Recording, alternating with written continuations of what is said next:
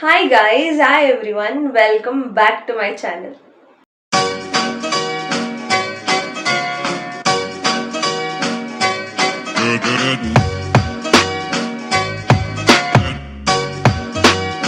And ಇವತ್ತಿನ ವ್ಲಾಗಲ್ಲಿ ನಾನು ಇದು ಯಾವ ಸೀಸನ್ ಹೇಳಿ, ಮಾವಿನಕಾಯಿ ಸೀಸನ್. ಇವಾಗ ಫ್ರೆಶ್ ಮಾವಿನಕಾಯಿ ಎಲ್ಲ ಸಿಗುತ್ತೆ ನಮಗೆ.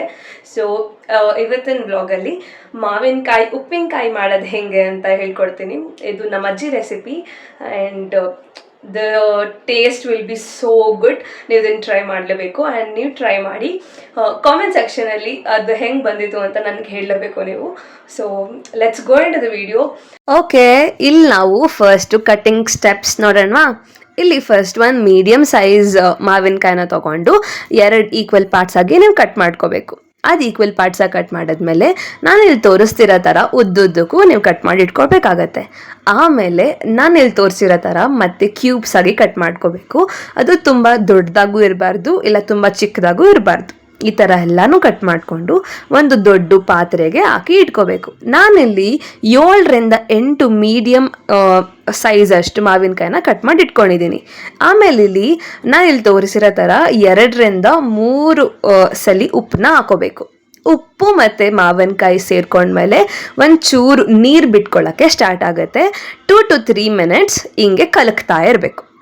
ಇದಾದಮೇಲೆ ಮಿಕ್ಸಿ ಜಾರ್ಗೆ 1/4 kg ಅಷ್ಟು ಸಾಸಿವೆನ ರುಬ್ಕೋಬೇಕು. ಪೌಡರ್ ಥರ ಫೈನ್ ಪೌಡರ್ ಆಗಬೇಕು. ಅದನ್ನು ಕೂಡ ಮಾವಿನಕಾಯಿ ಪಾತ್ರೆಗೆ ನಾವು ಹಾಕ್ಕೊಳ್ಬೇಕು. ಇದು ಹಾಕೊಂಡ್ಮೇಲೆ 2ರಿಂದ 3 ಸ್ಪೂನಷ್ಟು ಟರ್ಮರಿಕ್ ಪೌಡರ್ನ ಇದಕ್ಕೆ ನಾವು ಹಾಕ್ಕೊಂಡು ಒಂಚೂರು ಮಿಕ್ಸ್ ಮಾಡ್ಕೊಳ್ಬೇಕು. ಮತ್ತು ನೆಕ್ಸ್ಟು ಇಲ್ಲಿ ನಾನು 1.5 ಪಾವ್ ಅಷ್ಟು ಚಿಲ್ಲಿ ಪೌಡರ್ನ ಇದಕ್ಕೆ ನಾನು ಮಿಕ್ಸ್ ಮಾಡ್ಕೊತಾ ಇದ್ದೀನಿ.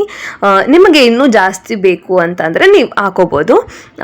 ಆ್ಯಂಡ್ ಇದು ಒಳ್ಳೆ ಟೆಕ್ಸ್ಚರ್ ಕೊಡುತ್ತೆ ಮತ್ತು ಕಲರ್ ಕೂಡ ಕೊಡುತ್ತೆ. ನೆಕ್ಸ್ಟು ಒಂದು ಸ್ವಲ್ಪನೇ ನೀರನ್ನ ಇದಕ್ಕೆ ಮಿಕ್ಸ್ ಮಾಡಿಕೊಂಡು ಕ್ಲೀನಾಗಿ ಮಿಕ್ಸ್ ಮಾಡ್ಕೊಳ್ಬೇಕು. ಅದು ಹೇಗೆ ಅಂತಂದರೆ ಎಲ್ಲ ಪೀಸ್ಗಳಿಗೂ ಮಸಾಲ ಹೋಗಬೇಕು, ಆ ಥರ.